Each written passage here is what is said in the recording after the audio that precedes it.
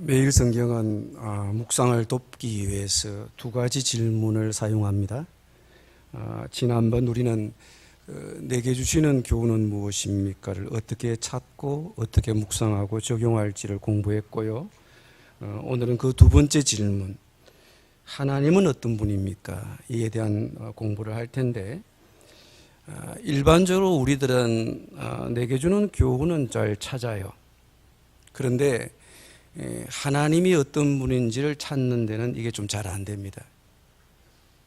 우리가 말씀을 보면서 자기의 잘잘못은 잘 찾는 데 비해서 하나님이 어떤 분이신지를 잘 찾지를 못합니다.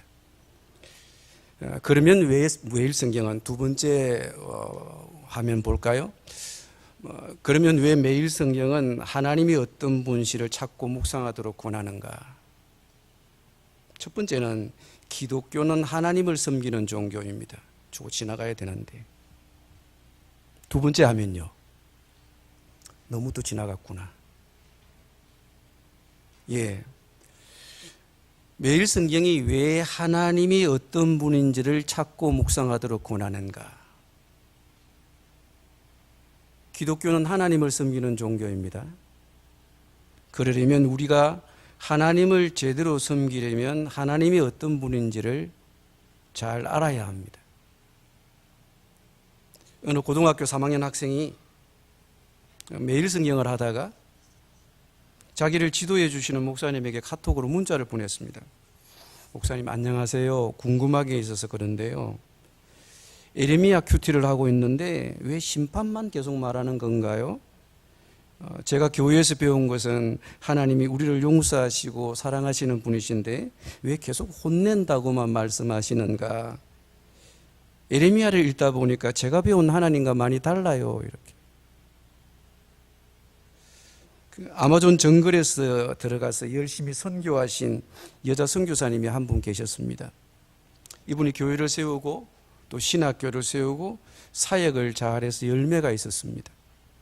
신학생이 잘 자라고 아주 훌륭하게 사역을 하셨습니다. 그러던 중에 이 선교사님이 폐암에 걸렸습니다. 이 선교사님이 암에 걸렸다는 소식이 전해지니까 교회가 근본부터 흔들렸습니다. 그 아마존 정글에 살고 있는 인디오 형제 자매들 생각에는 예수 믿으면 복 받고 잘 살고 돼지를 키워도 새끼를 잘 낳고 농사도 잘 되고 그러는 게 정상인데 그렇게 하나님 사랑한다고 하시던 선교사님 왜 암에 걸리느냐. 그러니까 하나님이 안 계시거나 안 믿을 필요가 없지 않는가 그렇게 생각한 겁니다. 그래서 교회를 다 떠나버렸습니다. 그동안 이 인디오 형제들은 예수를 잘 믿은 줄 알았는데 그냥 다 무너져 버린 겁니다. 여전히 혹 어떤 분들은 아직도 예수 믿고 복 받는 것이 복음의 본질인 줄 알고 있습니다. 하나님이 왜 이런 고통을 주시는가? 왜 잘 되어가는 사역을 흔드시는가? 하나님이 이해가 되지 않는 것입니다. 예수님이 살아계실 때 복음서에 등장하는 많은 유대인들 중에서 예수님이 가장 힘들어했던 부류는 바리새인들이 아닙니다. 물론 그들도 예수님을 신랄하게 공격하고 예수님이 신랄하게 그들을 공격하긴 했지만 그보다 가장 힘들었던 부류가 사두개인들이었습니다. 당시 사두개인들은 성전의 지도자들이었습니다. 우리가 잘 아는 제사장 가야바도 사두개인입니다. 그런데 그들은 하나님의 뜻을 모르고 하나님을 대적했던 대표적인 사람들이었습니다. 사두개인들은 밖에 나가서 어떻게 살든 이웃을 어떻게 대하든 상관없이 제사만 똑바로 드리면 하나님이 기뻐하실 것이라고 생각했습니다. 당시 유대교뿐만 아니고 당시의 거의 모든 주변의 종교가 제사 중심의 종교였습니다. 종교에서 말하는 올바른 행위라고 하는 것은 제사만 똑바로 드리면 되는 것이다. 어떻게 살든 상관없이 그 신이 원하는 종교 행위만 제대로 하면 그 신이 기뻐할 것이다. 복 주실 것이다. 그 신이 원하는 대로만 제사하면 모든 게 잘 될 것이다. 이런 식의 개념의 신앙이었습니다. 근데 이와 비슷한 생각을 가지고 있던 부류가 사두개인들이었습니다. 이것은 우리에게도 친숙한 생각입니다, 여러분. 우리 조상들도 제사 지낸다고 할 때 굉장히 그 절차를 철저하게 합니다. 그런데 제사만 똑바로 드리면 조상들에게 그 나머지는 조상들이 별로 상관하지 않습니다. 바람을 피든 뇌물을 받든 자식들이 어떻게 자손들이 생각하고 살든지 간에 상관없이 별로 상관하지 않습니다. 예수님 당시의 종교가 그랬습니다. 그러면 기독교는 어떻습니까? 물론 예배가 중요하긴 하지만 신구약을 통틀어 가장 중요한 것은 바른 제사가 아니라 바른 생각입니다. 우리의 행위도 반듯하게 해야 합니다. 그게 하나님이 원하시는 것입니다. 여러분, 하나님을 잘 모르면 제대로 사는 것, 잘 사는 것이 불가능합니다. 잘 사는 게 뭐냐? 돈이 많으면 잘 사는 것이다. 물론 이 자리에 계신 우리 모두는 이 생각에 동의하지는 않을 것입니다. 그러면 우리 자녀들은 어떻게 생각하고 있느냐? 흥사단 투명사회운동본부 윤리연구센터에서 초중고 아이들에게 물었습니다. 10억 원이 생긴다면 잘못을 하고 1년 정도 감옥에 들어가도 괜찮으냐? 그 질문에 고등학생의 56%가 그렇다고 대답했습니다. 여러분, 우리는 자녀들에게 어떤 것이 잘 사는 것인지 여러분은 어떻게 가르치셨습니까?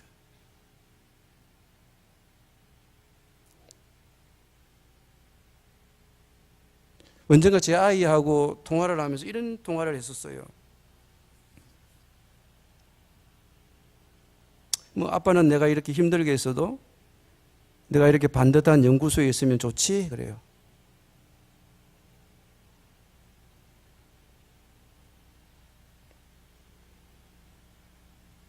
아빠는 분명히 그렇게 생각할 거야.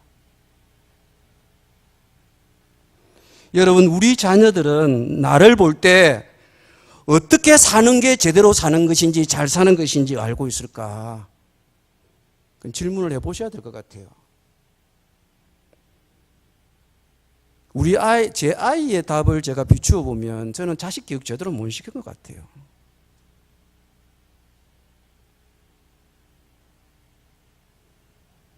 우리는 우리 자녀들이 분별력이 있고 다른 사람을 위로할 줄도 알고 어려워도 감사할 줄도 알고 그런 자녀로 살기를 바랍니다. 그러면 그렇게 살기 위해서는 어떻게 해야 되느냐? 하나님 바로 알아야 합니다.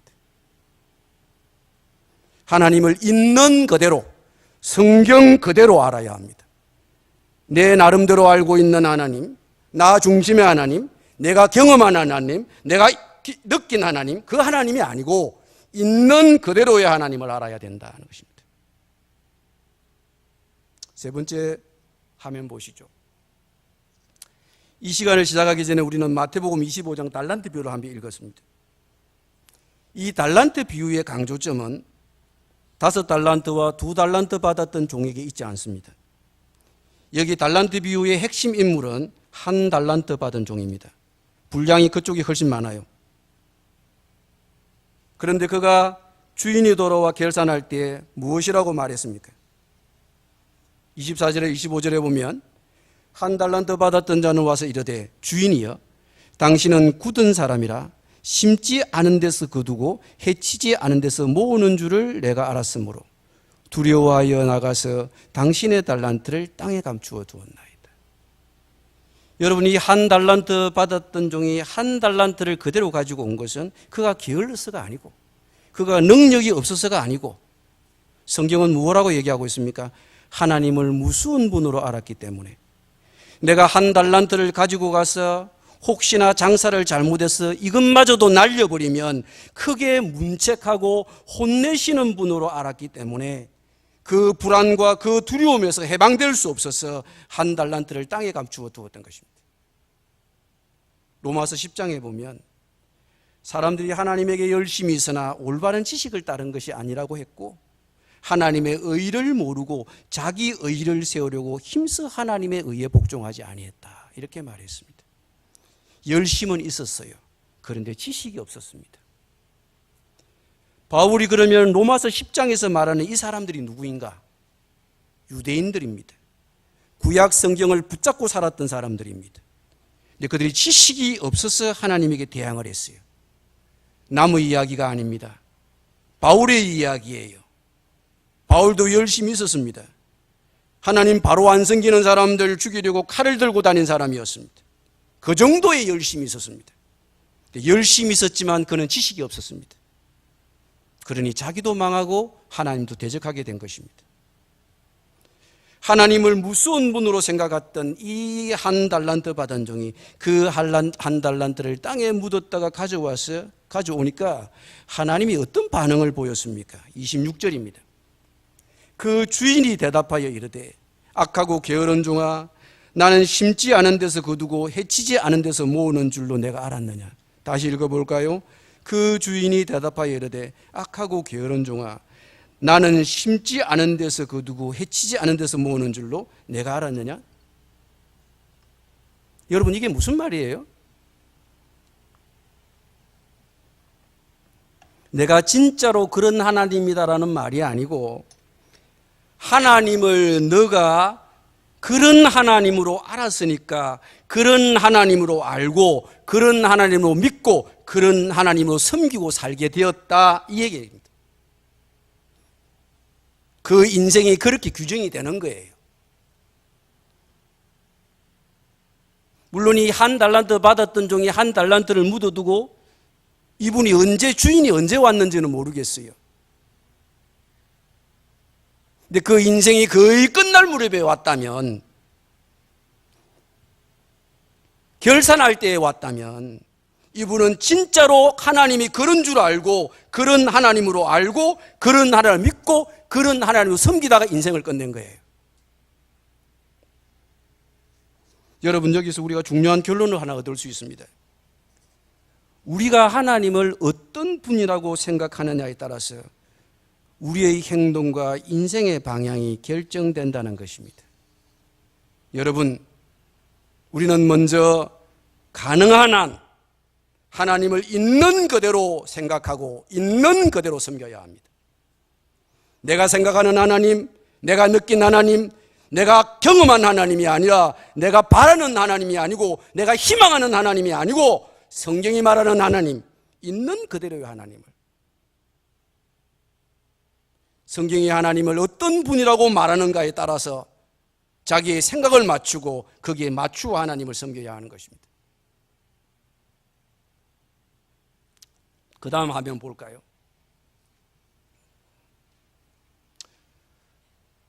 우리가 왜 하나님을 찾아면서 하나님을 발견해야 하느냐? 하나님을 제대로 알아야 제대로 섬길 수 있다. 두 번째는 우리가 성경을 묵상할 때 자신의 잘잘못만 찾는 큐티를 하다 보면 잘하면 괜찮아요. 잘하면. 그런데 못하면 힘이 빠져요. 자꾸 묵상할 때마다 꾸중만 듣는 것 같아요. 마치 한 달란트 받은 종처럼 잘못하면 하나님이 혼내실 것 같고 무섭고 두려운 분으로, 그러면 묵상을 통해서 하나님의 은혜나 감사보다는 부담이 더 크게 다가올 수 있습니다. 내가 안 되는데 이게 묵상 계속 한다고 해서 보충할 수가 있겠나?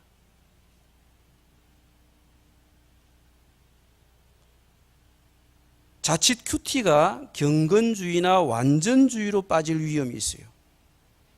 여러분이 묵상하실 때 자신의 잘잘못만 찾지 말고 하나님을 찾아보십시오. 하나님이 내게 베푸신 은혜가 무엇인지, 사랑이 무엇인지, 이런 하나님을 찾아가면서 감사도 하고 찬양도 하고, 그것도 적용이잖아요. 저희 매일 성경 오른쪽 하단에 보면 오늘의 감사라고 하는 있죠. 거기에다가 하나님을 발견했으면 그 하나님을 찾은 데에 따라서 나오는 그런 감사와 은혜를 거기에 적어볼 수 있을 것 같습니다. 다음 화면 볼까요? 또 하나 우리가 큐티를 할 때 찾아올 수 있는 위험은 율법주의입니다. 큐티는 자칫 잘못하면 자기 의가 될 수 있습니다. 여러분, 기독교가 자칫하면 윤리로 빠지기 쉬워요. 교회가 하도 세상의 욕을 먹다 보니까 자꾸 우리 스스로도 윤리적인 주문의 강도를 높입니다. 깨끗하게 살자, 바르게 살자, 세상의 본이 되자. 그렇게 우리를 새롭게 하려고 합니다. 여러분, 그렇지만 그렇게 절대로 안 됩니다. 성경의 출발은, 하나님의 의의 출발은 인간의 윤리적 노력 자체가 통하지 않는다는 것입니다. 이런 인간의 절망 때문에, 이런 인간의 절망으로 인해서 하나님의 의신 예수 그리스도를 찾게 되는 것입니다. 성경을 묵상하는 것도 마찬가지예요. 나 혼자 성경을 보면서 요렇게 살면 되겠지 하고 깔끔한 해답을 찾아놓고 그 정도만 하면 되었다고 생각하면 오산이죠. 성경 묵상이 자기 의가 되어서는 안 됩니다. 성경 묵상 좀 한다고 다른 사람 낮추어 보아서 이것도 안 될 말이죠. 우리 주변에 가끔 보면 성경을 묵상을 좀 오래 했다고 해서 자기가 왕이 되고 재판관이 되어서 설교를 들어도 저건 아닌데, 내 생각은 이런데, 이러면 우리 마음이 이미 높아져 있는 거예요. 여러분, 성경 묵상이 자기 교만이거나 자기 의가 되어서는 안 됩니다.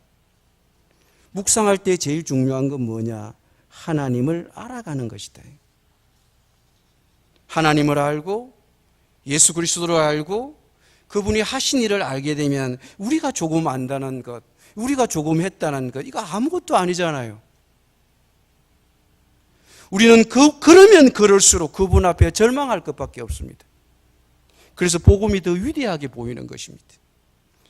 우리는 예수 그리스도의 장성한 분량에 이르기까지 성령의 도우심으로 자라가야 합니다.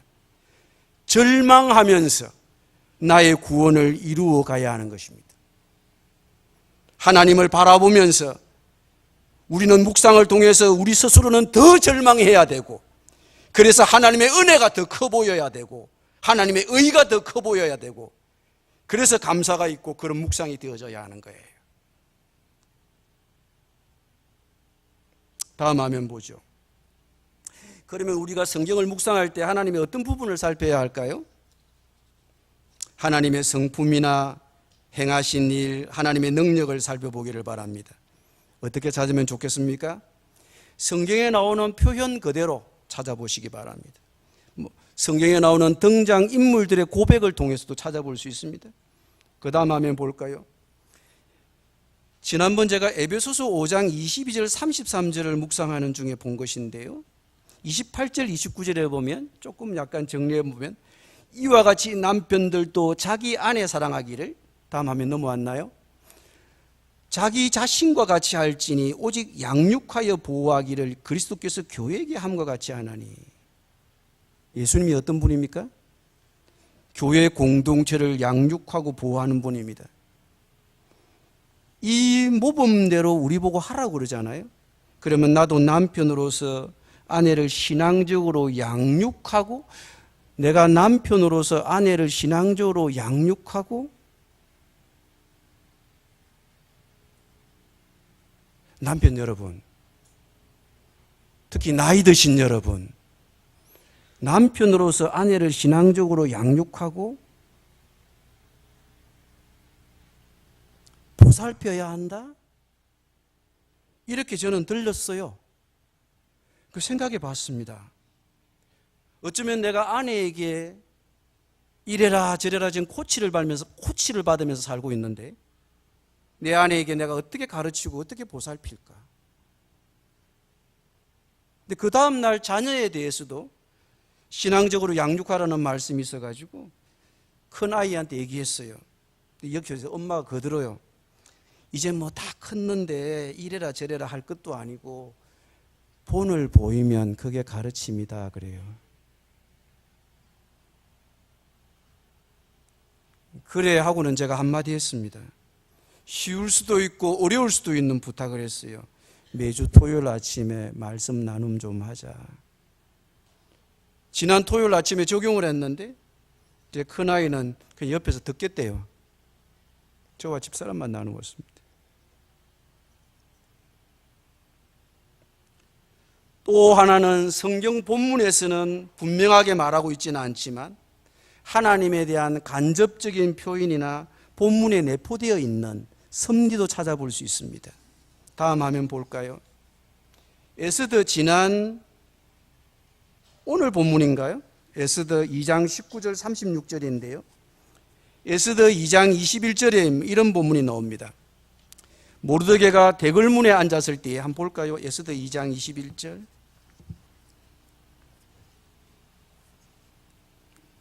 오늘 주일 본문이죠. 에스더 2장 21절.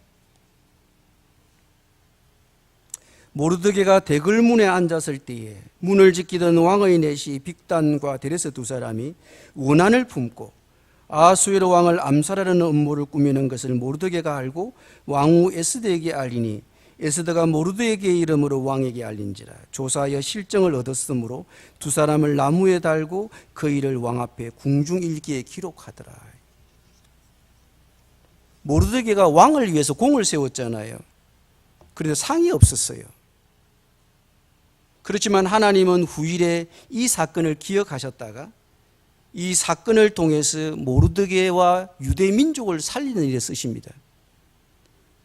때로는 에스더는 본문이 그렇게 길지 않으니까 여러분이 매일 성경을 사용하실 때 길지 않는 본문은 전체로 통으로 한번 읽고 그 다음에 단락단락을 묵상해 나가면 좋을 것 같아요. 특히 에스더 본문이 좀 그래요. 에스더는 뚜렷하게 하나님은 찾을 수는 없지만 에스더의 큰 문맥 속에서 보면 하나님이 보여요. 2장에 나오지만 6장인가 7장인가요? 어느 날 밤에 이 왕이 잠을 못 이루고 있다가 역대 일기를 읽게 돼요. 모르드게가 세운 공을 알게 되죠. 그래서 신하를 부릅니다. 이 사람에게 상을 내렸느냐 할 때 상을 내리지 않았다는 거죠. 그래서 상을 내렸는데 이 상이 반전의 계기가 되어서 모르드게도 살고 그 민족도 살게 됩니다. 하나님이 기억하셨다가 때에 맞게 쓰신 것이죠.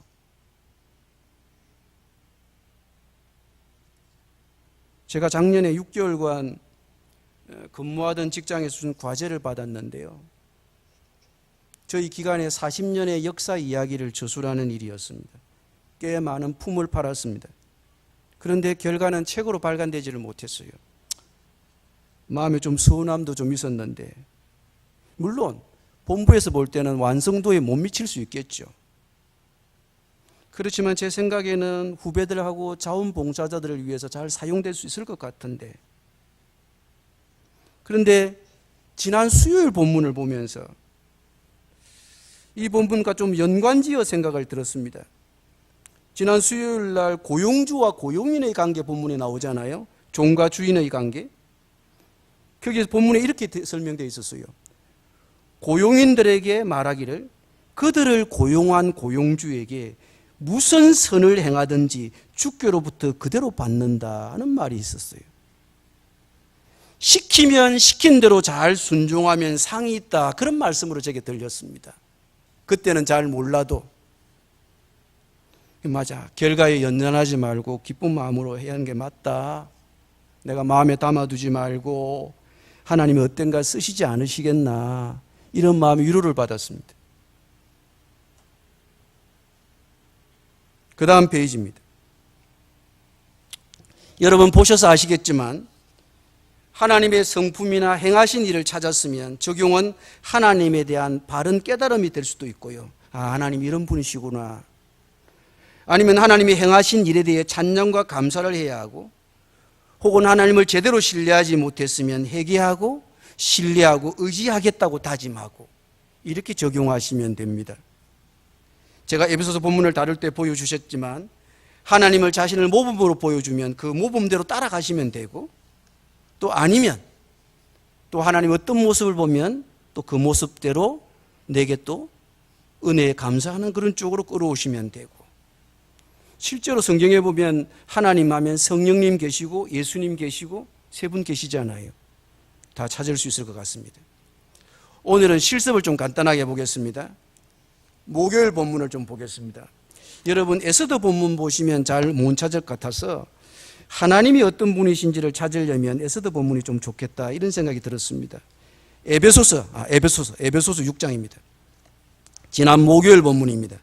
에베소서 마지막 본문이에요.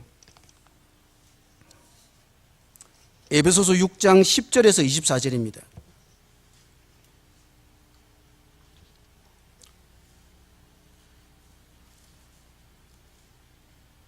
제가 한 절 여러분 한 절 좀 나눠 읽어보십시다. 혹시 여러분 묵상하신 분도 계시겠지만 끝으로 너희가 주 안에서와 그 힘의 능력으로 강건하여지고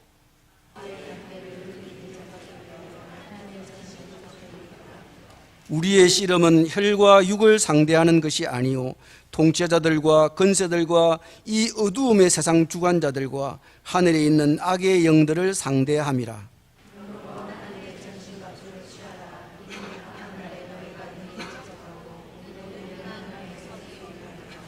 그런즉 서서 진리로 너희 허리띠를 띠고 의의 호심경을 붙이고 모든 것 위에 믿음의 방패를 가지고 이로써 능히 악한 자의 모든 불화살을 소멸하고 모든 기도와 간구를 하되 항상 성령 안에서 기도하고 이를 위하여 깨어 구하기를 항상 힘쓰며 여러 성도를 위하여 구하라.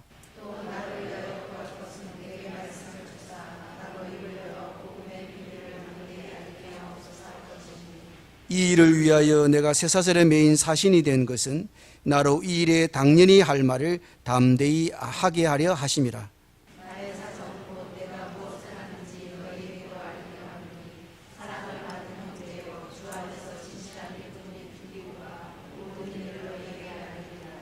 우리 사정을 알리고 또 너희 마음을 위로하기 위하여 내가 특별히 그를 너희에게 보내었노라.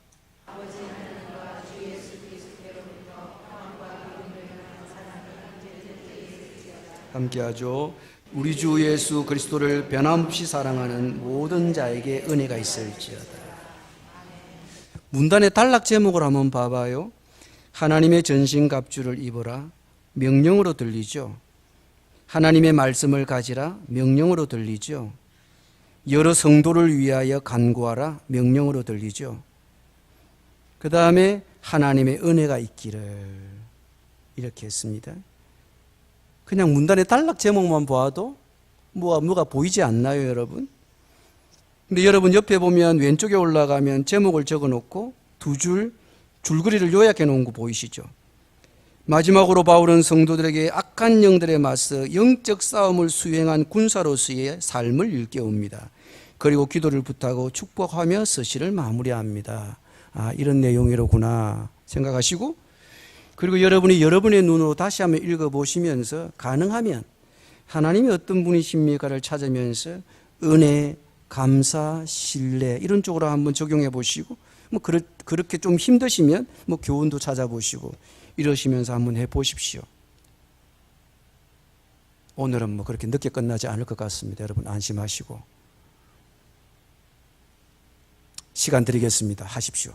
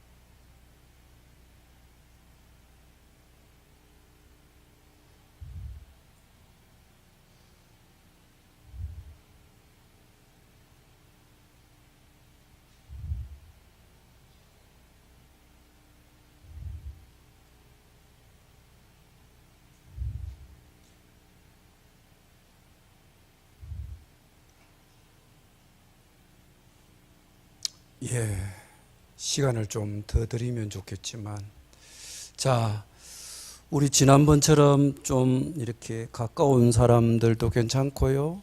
뭐 옆에 없으면 좀 뒷사람도 만나시고 해서 두 사람만 하니까 너무 좀 단출하죠. 뭐 단출하다고 생각하시는 그룹은 한 네 사람 정도 모여 보시든지 아니면 세 사람 모여든지 이렇게 좀 해보세요. 하셔가 좀 나눔의 시간을 가지십시오. 시작하시죠. 찾아가십시오. 옆에 안 계시면, 누가 없으시면.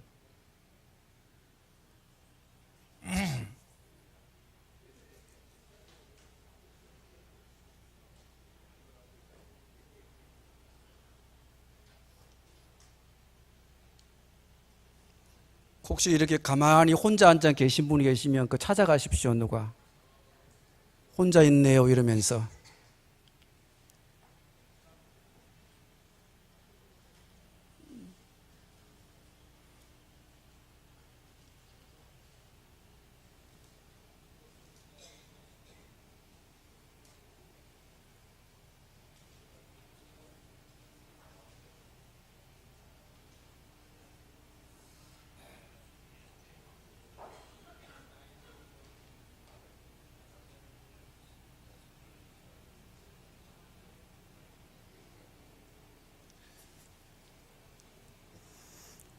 두 분 앞에 나오면 세 사람 되겠네요.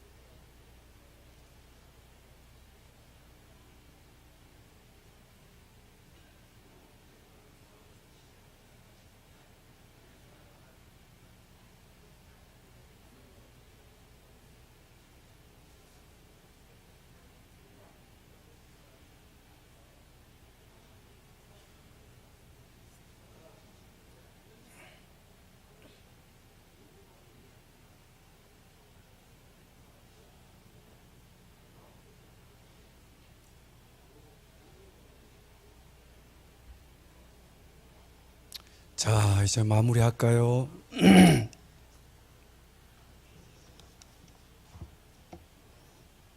이 모니터로 이렇게 비춰지는 거 보니까는 우리 신미숙 권사님이 아주 재밌게 하시던데 나와서 사례 발표하시면 너무 좋을 것 같은 생각이 살 들었어요.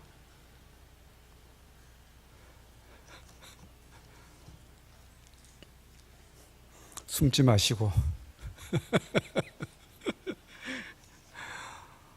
원래는 이렇게 이제 나눔하시고 나면 그 나눔한 사람의 나눔을 듣고 보면 다 그게 기도 내용이 되잖아요, 그죠? 그러면 옆에다 기록을 남겨두었다가 또 그분 나눔 다시 할 때까지 그 기도 제목을 가지고 한 주간 동안 기도로 도와주기도 하고, 또 나눔이 끝나고 난 다음엔 뭐 서로 손을 잡는다든지 이순간에 손잡으면 안 되겠지만 또 서로 같이 기도해 주기도 하고, 그렇게 마무리를 하시는 게 맞습니다. 저는 좀 간단한 적용을 좀 하나 해보겠습니다.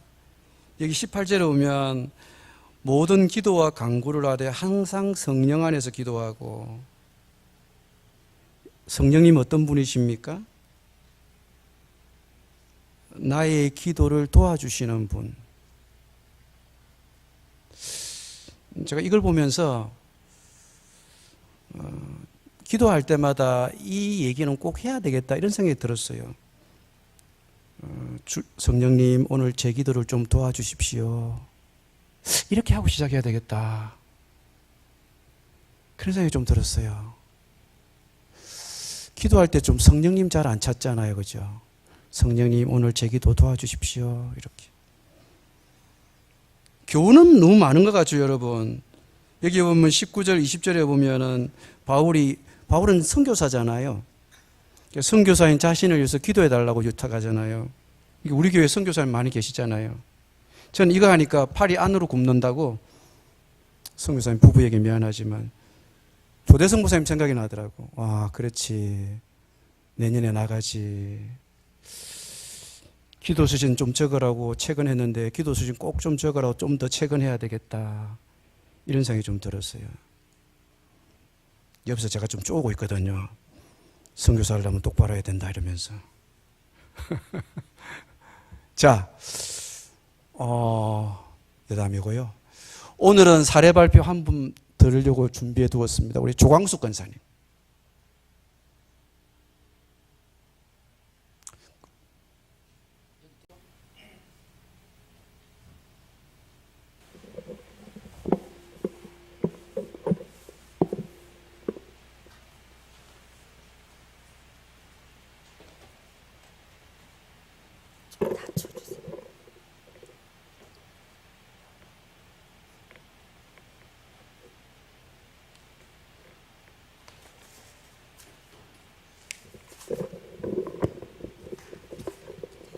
자, 여러분을 대신해서 나왔기 때문에 어떻게 해야 되죠? 여러분을 위한 자원봉사자입니다. 아이고, 이렇게 떨리는지 그냥 정말 하나님 앞에 부끄러운 게 많아서 그런가. 저는 이제 오늘 본문을 잠깐 짚고 넘어가야 되겠죠.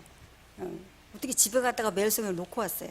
그래서 이제 잠깐 말씀하시는데, 오늘 본문에서 하나님의 이제 하나님이 어떤 분인가 그 한 번을 찾아보려고 쭉 보니까 하나님의 자녀들이 바로 나죠. 영적 전투에서 승리하게 하기 위해서 준비시키시는 하나님, 그렇게로 제가 이제 그런 하나님으로 보여졌어요. 말씀과 기도와 행함으로 준비시키시는 하나님, 그렇게 이제 보여졌고요. 제가 지난 5일 주일날 양 목사님께로부터 큐티나눔을 부탁받았어요. 근데 순종을 해야 될 것 같은데 마음에 부담이 너무 되는 거예요. 그래서 다음날 제 6일 말씀을 보는데 에베소 3장 8절 말씀 아시죠? 모든 성도 중에 지극히 작은 자보다 더 작은 나에게 은혜를 주신 것은, 이렇게 사도 바울 선생님께서 계속 말씀을 해 나가시는데, 제가 그 본문에서 맞아, 하나님께서 내가 모든 성도 중에 지극히 작은 자보다 더 작은 자인 줄 아시면서 세우시는 거니까 부족한 내 모습 이대로 순종을 해야겠구나, 이제 이런 생각이 들었어요. 제가 수년 전에 이제 큐티 세미나를 참석한 적이 있어요. 그때 하나님 말씀을 읽고 적용하고 실천하시는 그 모습들을 보면서 제가 나는 성경을 수박 겉핥기식으로 읽었구나라는 것을 그날 깨달았어요. 그래서 그날 저의 적용을 매일 안 빠지고 큐티하는 것이었어요. 그런데 처음에는 무엇을 어떻게 적용해야 되는지 진짜 잘 모르겠더라고요. 그런데 신기하게도 그렇게 잘 모르겠던 큐티 적용이 조금씩 되기 시작을 하더라고요. 하나님은 어떤 분이신지, 내게 주시는 교훈은 어떤 것인지 반복해서 그날 본문에 따라서 조금 다르게 들려지더라고요. 그러면서 제가 지금 이제 특별히 마음판에 새겨진 하나님은 모든 행위를 보시는 하나님. 제가 놀란 적이 있거든요. 그런 하나님, 또 내 말을 들으시는 하나님, 그리고 내 생각까지도 아시는 하나님, 때론 내 혀의 말까지도 이미 아시는 하나님. 그래서 제가 굉장히 이런 하나님이 수도 없이 많지만 마음판에 새겨져서 아주 굉장히 감사하게 이제 이렇게 말씀을 보고 있어요. 제가 이번에 에베소서 이제 쭉 읽어가는 중에 2장 11절 말씀에 그러므로 생각하라, 이 말씀이 제 마음에 딱 닿았어요. 그리고 너희는 그때에, 그래서 그때가 뭐지, 뭘 생각하라는 거지 하고 보니까 그러므로라고 그래서 전날 말씀을 제가 보니까 에베소 2장 1절에서 10절 말씀인데, 거기 1절에 보면 죄와 허물로 죽었던 나를 예수 그리스도를 통해서 살리셨다는 것, 그걸 생각하라고 하시는 것 같았어요. 그래서 그걸 묵상을 하는데, 구원받기 전 제 모습과 주님 은혜 안에 거하는 지금 제 모습을 생각하니까 얼마나, 그거 몰랐던 거 아니에요. 근데 그날 더 기쁘고 감사하고 나름대로 잠잠했던 그 구원의 감격이 다시 살아나는 거예요. 그래서 그런 감격으로 이제 에베소서를 이제 읽어가는 중에 4장 1절 부르심에 합당하게 행하라. 부르심에 합당하게 사는 것은 겸손하고 온유하고 오래 참고 사랑으로 서로 용납하고 이렇게 사는 것이라, 이런 것이 다 이제 부담으로 닿는 거예요. 그리고 24절 의와 진리의 거룩함을 입은 새 사람을 입으라. 그리고 이제 5장 8절 9절에 가서 빛의 자녀들처럼 행하라. 빛의 열매는 착함과 의로움과 진실함이라고 그랬을 때, 진실함에서 또 제가 이제 찔렸어요. 그게 이제 어떤 사건이 있었는데, 제가 이제 그 진실함, 그 말씀에서 저의 진실하지 못한 모습을 보게 된 거예요. 한 가지 생각나는 게 있어서 말씀드리면, 저희 이제 회사가, 본사가 영업부가 두 지사로 나눌 때 일이었어요. 저희는 이제 강남지사고 또 하나는 서울지사인데, 서울지사 소속으로 정해진 사람 중 부장님 한 분이 굳이 강남지사 저하고 일을 하고 싶다고 하는데 대표님한테 부탁을 해도 안 돼요. 그래서 이제 그쪽으로 갔어요. 서울지사로 갔는데, 그분과 관계된 분을 제가 계속 관리를 해왔던 분이 있는데, 그분이 저한테 상품 신청서가 들어왔어요. 그것도 많이. 그런데 제가 해줬어요, 그거를. 그러니까 우리 지사 매출이 됐죠? 그런데 그거 서울지사도 모르고 대표님도 모르고 아무도 몰라요. 근데 하나님은 아신 거예요, 제가 진실하지 못한 것을. 그래서 그것도요, 어떻게 깨달았냐면요, 그달에 제가 이사로 진급하고서 그렇게 바닥을 친 적이 없어요, 매출이. 그달에 오히려 매출이 상상외로 뚝 떨어졌어요. 그리고 그게 언제면 10월 말이에요. 그래서 이제 정신을 바짝 차리고, 어머 이거 뭐지? 그래서 11월 1일부터 뭐 에베소서를 계속 봐 나가는 거예요. 근데 이제 거기에서 제가 그 아까 진실함, 거기에 진실하지 못한 나의 모습, 그리고 욕심이 있는 내 모습을 이제 보게 됐어요. 그래서 그 부장님한테 하나님이 우리 진실하지 못하다고 책망하시는 것 같아, 안 기뻐하시는 것 같아. 그러니까 이거 안 되겠다. 10원 한 장도 우리 회사로 이제 매출 못 올려. 그러니까 그쪽으로 이제 이쪽으로 발작도 옮기지 말라 그랬어요. 그래서 그쪽으로 확실하게 이제 가서 일을 하라고 그렇게 확실하게 정리를 했어요. 그리고 이제 22절 23절 가서 남편에게 복종하는 거 죽게 하듯 하라 그러는데, 정말 이 부분이 제가 실패를 잘하는 부분이에요. 적용했다 또 실패하고 조금씩 나아지긴 했는데. 그리고 이제 6장 11절 하나님의 전신갑주를 입으라, 이 말씀에서 제가 이제 에베소 쭉 읽어오면서 하나님의 말씀을 적용하고 실천하는 것이 곧 하나님의 전신갑주를 입는 것이고, 또 그것이 곧 영적 전투에서 승리하는 것이라고 그날은 들려지더라고요.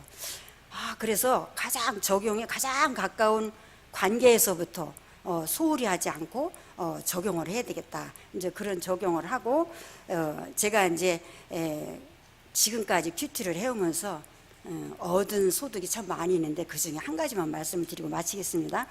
1년 전에 저희 회사에 입사한 지 2개월 정도 된 분이 계시는데 저희 회사는 상품 신청으로 자필로 써요. 그런데 제가 새로 오신 분들을 잘 써줘요. 근데 그분도 제가 써줬어요. 그런데 마감 때 입금을 해야 되는데 상품을 안 가져왔다는 거예요.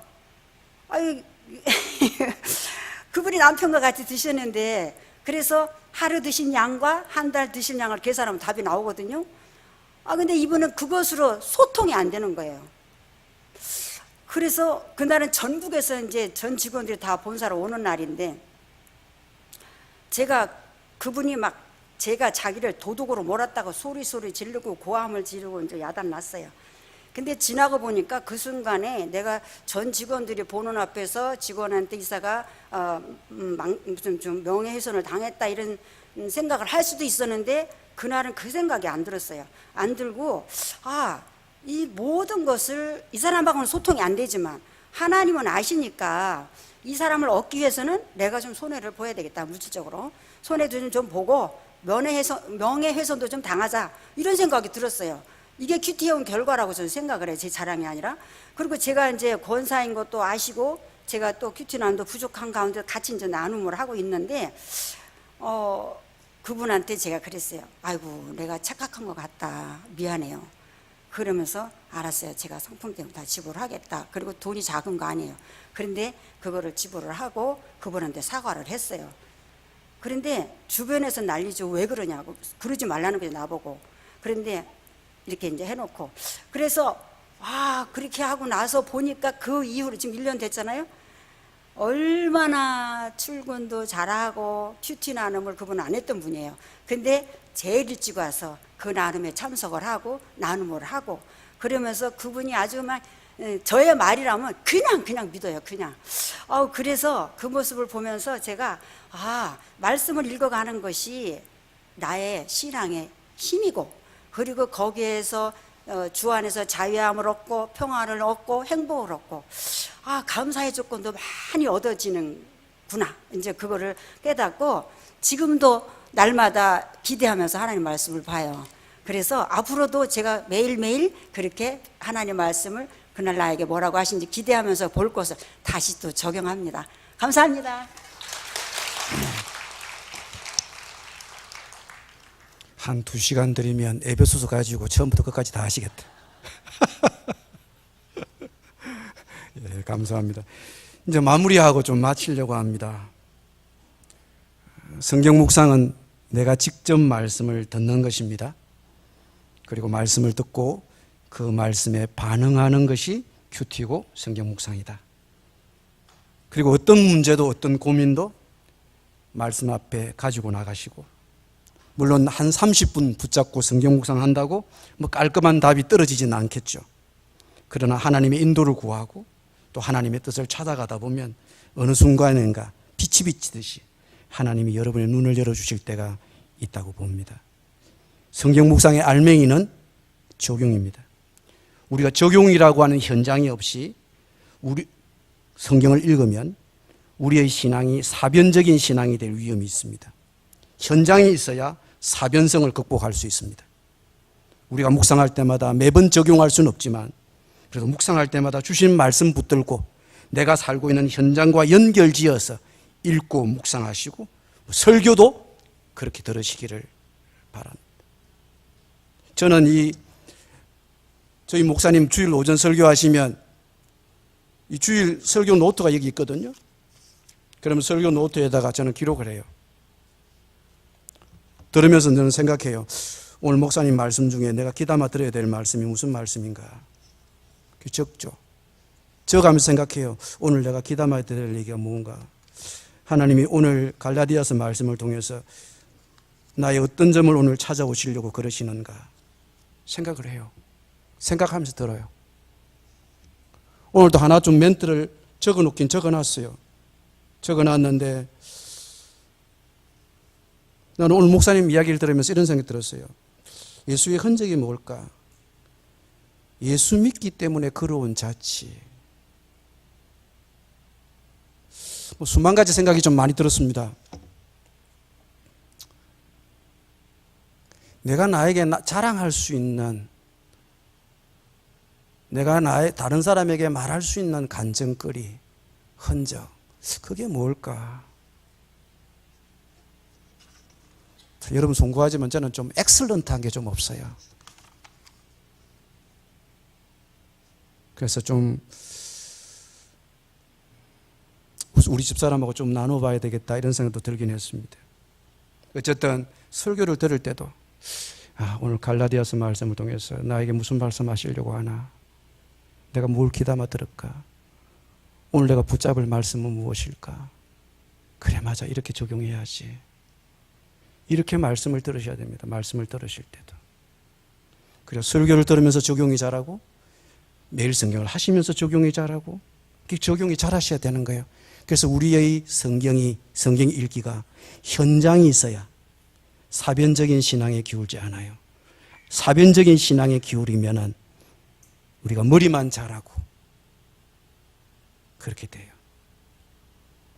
물론 우리가 이것저것 한두 개만 고친다고 해서 괜찮은 성도가 될 수 있는 것은 아니에요.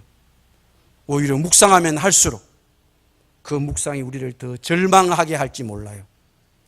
그러나 그렇기 때문에 하나님의 의가, 하나님의 복음이 더 빛나고 더 영광스러워 보일 것이다. 그런 점에서 우리의 묵상이 하나님을 더 알아가는 묵상이 되기를 저는 진심으로 바랍니다. 감사합니다. 찬송 한 장 하시겠습니다.